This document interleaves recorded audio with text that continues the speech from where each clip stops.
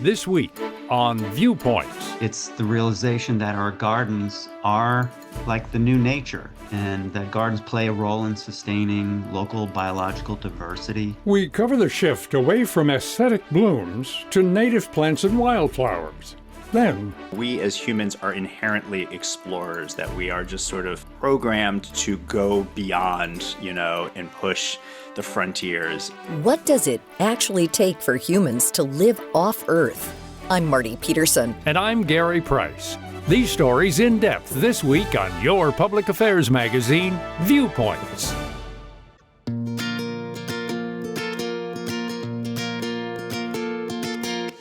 For many of us, spring gardening starts the same way each year. A trip to the garden center, a few bright flowers, and the goal of making our yards come to life again after a long, dreary winter. Lately, though, some Americans are shifting focus and are thinking more about how a space functions and serves the surrounding environment, not just how it looks. For longtime gardener Ginny Stibolt, this approach transformed her personal garden in North Florida. What changed my whole viewpoint on gardening was not what could I grow here, but what belongs here. I joined the Florida Native Plant Society in 2006, 2 years after we got here. And that changed my whole view.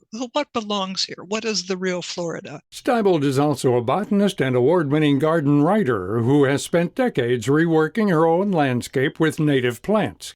She believes a garden can be both beneficial and visually appealing at the same time. The native habitat is good for the birds, it's good for the pollinators, and so it's less centered on the gardener herself and more centered on what do the birds need and what do the pollinators need. And that way it just changed my whole thing. Well, other than vegetables, it changed my whole viewpoint about what should be growing here. In the Northeast, Jim Glover has watched this same shift from a different perspective. He's owned and operated Glover Perennials since the 90s, a wholesale plant nursery.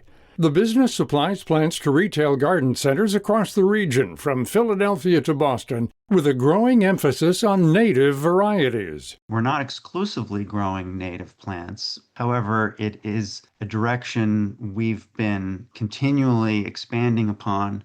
And frankly, it's because we see a market demand expanding. And so we're responding to that. Philosophically, it aligns really well with our own interests and our own beliefs. After nearly 4 decades in horticulture, Glover says this moment stands apart from previous trends. For years, the ideal American yard followed a set formula: a large green lawn, a few manicured shrubs, and some carefully placed bright flowers. But that approach left little room for what was lost along the way. In many communities, especially suburban ones, much of the untouched natural habitat has dwindled away. It's the realization that our gardens are like the new nature, and that gardens play a role in sustaining local biological diversity. And more people are realizing this. We have a duty to planet Earth to be kinder and more thoughtful in our gardening practices. Stibolt says moving toward native plants doesn't have to happen all at once. Small changes, little by little, can transform a space. One place to start is right under your trees. Take out the grass from around the tree and put in shrubs and bunching grasses and pollinator plants and ground covers around the tree.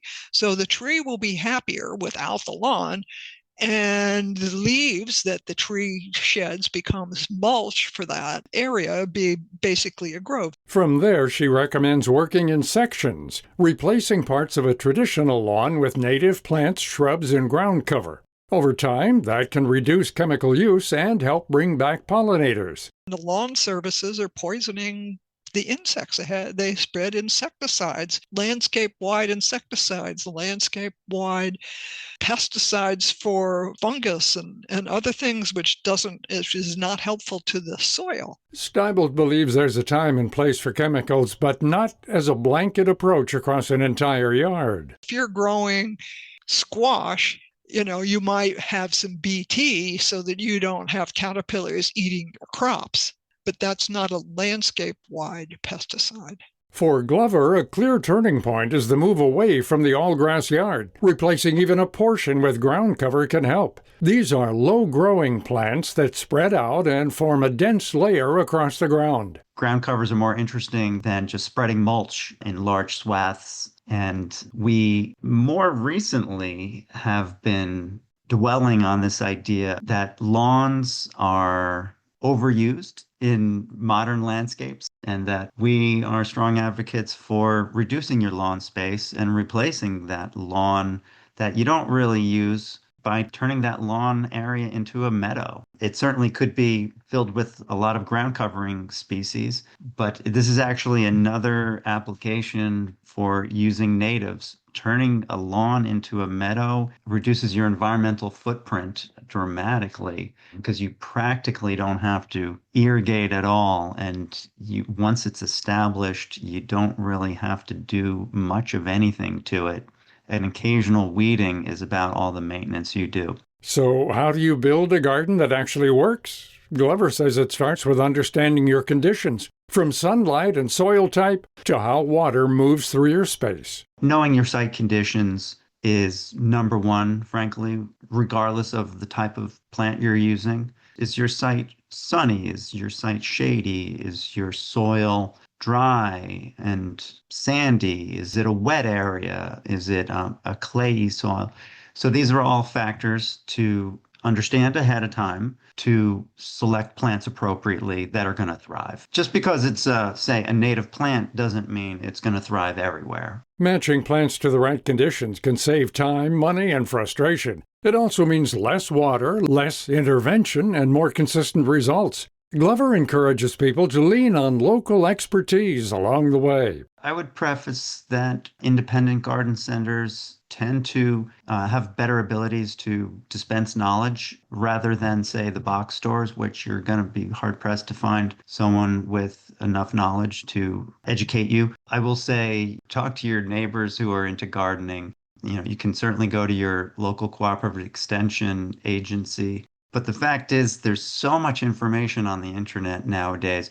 And it's true, you have to know your source, but you can certainly find really good information online. I would also say when you are visiting your independent garden center, and if they don't have the plants that maybe you already researched and believe you would like to use, if they don't have them, most independent garden centers will find them or special order them for you. And even with all that guidance, not everything always goes according to plan. Stibolt shares one mistake she made when planting tulips for the first time in her North Florida yard. So I planted 64 tulip bulbs trying to recreate what I had in Maryland. And I planted them in several places around the landscape to find out where they would do the best. But in the spring, I got 2 leaves. That was it. So it was a total failure.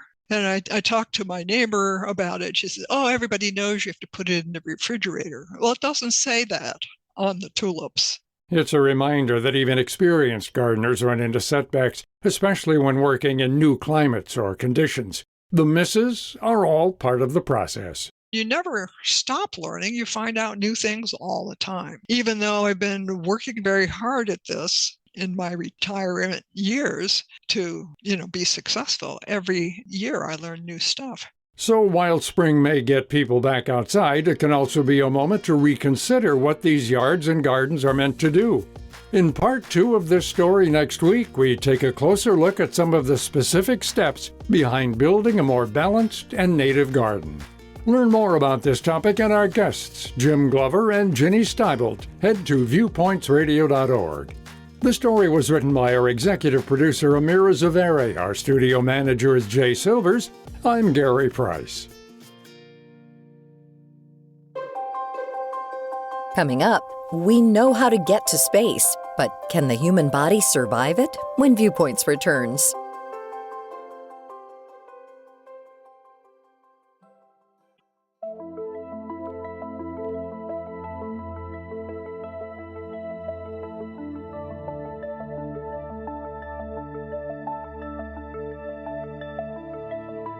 Space travel is expensive, arduous, and dangerous. And yet, we seem determined to send humans into space and back to the moon.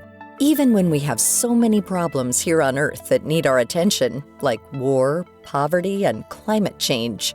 For some, though, the reason behind why is easy. We as humans are inherently explorers, that we are just sort of programmed to go beyond, and push the frontiers. And I think to some extent that's true of humans. If you look at human history, especially deep human history, right? We know that our species first evolved in Africa, and it has expanded to occupy nearly every habitable speck of land on our planet. And now we're expanding beyond that. So in some ways, it seems like a continuation of what, we have been doing for literally millions of years. That's Scott Solomon, teaching professor of biosciences at Rice University and author of Becoming Martian: How Living in Space Will Change Our Bodies and Minds.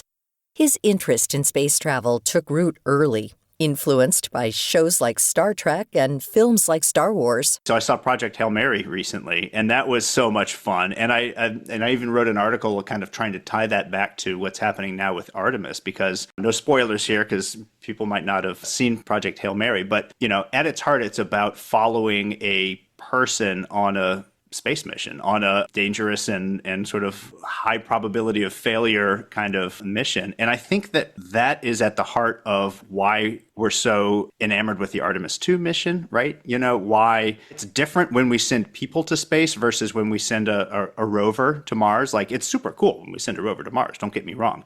But you don't have that same emotional connection to a robot as you do to people. And especially when we're able to talk to those people and hear them describing the experience they're having. Like many of us, Solomon was glued to the NASA live stream, following everything the astronauts were doing and saying, including when something as simple as the toilet on the Artemis 2 wouldn't work. This is something that is a little bit different actually for the Artemis 2 mission, because compared to the Apollo missions that went to the moon back in the 60s and 70s, the big innovation in the toilet department is that there is one.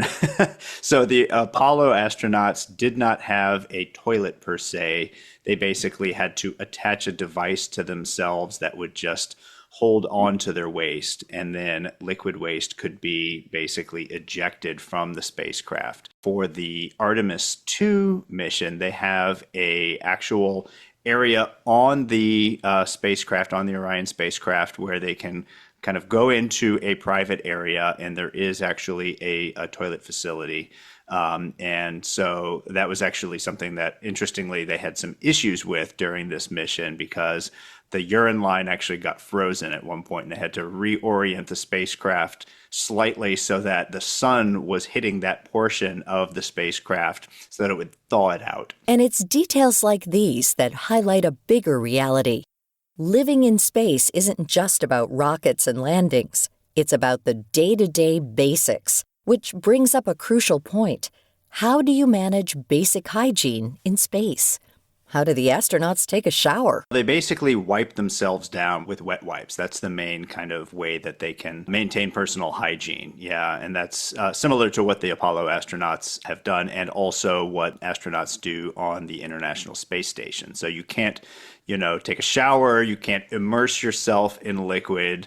Sometimes astronauts describe it as being kind of like a prolonged camping trip or something like that, right? But yeah, even on a camping trip, sometimes you can go jump in a lake or something like that. So it's one of the challenges. Another challenge of prolonged spaceflight is the psychological and physical strain of living in a tight, enclosed space for days on end. If it's just for a few days, sure, you can manage. But if we're starting to think about longer experiences, like having a moon base, right? How big is the space that you're going to have? How much privacy do you have? You can't easily just go for a walk if you need to go kind of get away and get some fresh air and recharge your batteries. So those are real issues. While in orbit, the Artemis 2 crew described flares that indicated meteorites hitting the moon's surface. In fact, meteorites hit the moon's surface all of the time. How can astronauts possibly build a settlement on the moon when its surface is constantly bombarded? That's one of the risks and one of the challenges. And one of the reasons why building infrastructure underground, or at least protected by lunar regolith, is a good idea. You have a couple of issues. You've got the impacts of meteorites, which are constantly hitting the moon. I mean, they're hitting Earth too, but as you said, we have an atmosphere that helps to kind of burn them up. So they have to be quite large for them to still have enough mass when they reach the surface to cause much damage. And then the other issue is radiation exposure, because the atmosphere on Earth helps to block some of that radiation. The other thing that we have on Earth that the moon doesn't have is a magnetic field that also blocks radiation. So the moon has neither of those things, and it makes the radiation exposures much more extreme. Scientists wonder if they can genetically alter human biology to withstand greater amounts of radiation to survive in space over long periods of time. And that question has pushed researchers to look at some of the most extreme life forms on Earth. To test this theory, they sent a microscopic animal called a tardigrade, also known as a water bear, into space. Tardigrades are found worldwide and live in aquatic and semi-aquatic habitats, such as lichen and damp moss. They can withstand high amounts of radiation and pressure. They look like gummy bears with like a little nozzle for a nose. I think they're adorable. But they have been brought up into space and exposed to the vacuum of space and space radiation and survived. Some researchers have figured out some of the genetic basis for how they're able to do that, and then taken those genes and put them into human cells in a lab, in a petri dish. But those human cells then had a greater ability to tolerate radiation exposure after they had received those genes. So at least in theory, we could do more of that type of thing and basically equip people living in space, on Mars, wherever, with the ability to better tolerate those conditions. Even though living off-planet may be hundreds of years into the future, Solomon and many researchers know we need all that time to prepare. Our bodies have evolved and adapted to the Earth's environment. Everything from our hormones to blood circulation is driven by Earth's gravity, magnetic field, and so much more. There's a lot of our biology that we don't even think about how tied it is to being on planet Earth. I mean, even just like the Artemis II astronauts right now, one of the challenges that they have is there's no day-night. Right? I mean, you're out in space. The sun's not rising and setting. And so, they have to kind of create that daily cycle, and mission control helps them create it. They can turn the lights on and off. I was just listening as they were playing their morning wake up song, which is great, but like, okay, they're going for 10 days. What happens if you're there for years or your entire life, right? And, the conditions on other planets like Mars are different in some ways, right? And our biology is tied to that. The ways in which our hormones are kind of expressed and how that influences our mood and our biology and things like our metabolism and our immune system, it's tied in with those daily cycles, with those annual cycles. And all that would change if we were living, especially for multiple generations, in a place that had completely different cycles and different conditions. And that's where the conversation starts to shift from what's possible to what's acceptable. Even if we had the technology to alter human cells to make them radiation resistant, should we? We'll explore these questions and more next week. Solomon's book, Becoming Martian, How Living in Space Will Change Our Bodies and Minds, is available now online and in select bookstores. To find out more about our guests this week, visit viewpointsradio.org. For more behind the scenes, follow us at Viewpoints Radio on Instagram, X, and Facebook. This segment was written and produced by Polly Hansen. Our executive producer is Amira Zaveri. Our studio manager is Jay Silvers. I'm Marty Peterson. Viewpoints returns in just a moment. All right, ladies. When you've done the work, you want your hydration to do the same. Introducing new Gatorade Lower Sugar, now with no artificial flavors, sweeteners, or colors. And 75% less sugar and all the electrolytes of regular Gatorade, now available nationwide. This is Viewpoints Explained. I'm Ebony McMorris. The next time you sit down at a restaurant, take a look at the menu. It might feel a little smaller than you remember. Fewer options, less variation, maybe even a missing favorite. With food prices being higher than normal, you might assume the restaurants are trying to cut costs, but there's more to the story. According to the National Restaurant Association, many restaurants are still dealing with supply chain issues that reduce the availability of certain ingredients. Add on top of this, worker shortages and a higher turnover rate, a simpler menu reduces the need for last-minute ingredient swaps and helps keep kitchens running more smoothly when staffing is tight, especially when it gets busy. A smaller menu also helps to reduce food waste. The more items on a menu, the more ingredients a restaurant has to keep on hand, and that inevitably gets tossed out. The U.S. Department of Agriculture estimates billions of dollars in food is lost each year in food service settings, often resulting from over-purchasing and unused inventory. Many owners are also hopeful that a streamlined menu will boost customer happiness. Research from Cornell University found that when people are given too many options, they're more likely to feel overwhelmed and less satisfied with what they chose. In other words, a shorter menu can make decisions feel easier and more certain. So the next time you dine out, you may see a smaller menu paired with a handful of seasonal or weekend specials. As costs remain unpredictable and customer habits continue to shift, many in the industry say the days of massive everything menus that offer everything from sushi to pad thai to Chinese fried rice may be over. That's Viewpoints Explained for this week. More in a moment.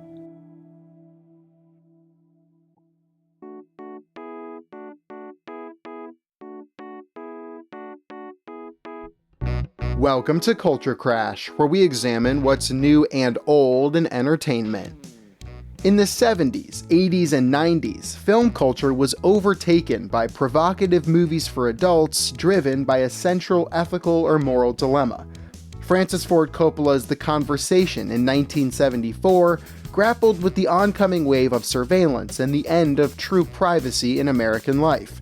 In 1993, Jonathan Demme's Philadelphia explored the stigma of HIV and how America was treating its sick and dying gay men. For decades, movies like this more frequently drove ticket sales and conversation all around the world. But in the more corporate studio-dominated landscape of the 2010s and the 2020s, these kinds of movies have become rarer, with cinemas full primarily of IP fare like Star Wars and comic book adaptations that have brighter colors and clearer lines between who is good and who is bad. But every once in a while comes a movie like The Drama, a new A24 film from writer-director Christopher Borgli starring Zendaya and Robert Pattinson. The Drama examines an engagement under pressure. The week of their wedding, fiancés Emma and Charlie play a game with their friends where they all reveal the worst thing they've ever done. When one fiancé isn't ready for the other's secret, it throws the rest of their week into disarray as the wedding continues hurtling toward them even as they desperately try to sort out their own feelings and intentions. At once an ethical dilemma film, grappling with a very serious topic of American discourse, and also a wedding farce with plenty of hilarious commentary on the wedding industrial complex, The Drama is the kind of movie you want to see before dinner, so you and your friends can chat all night about the movie's characters and their motivations. The Drama is out now. I'm Evan Rook.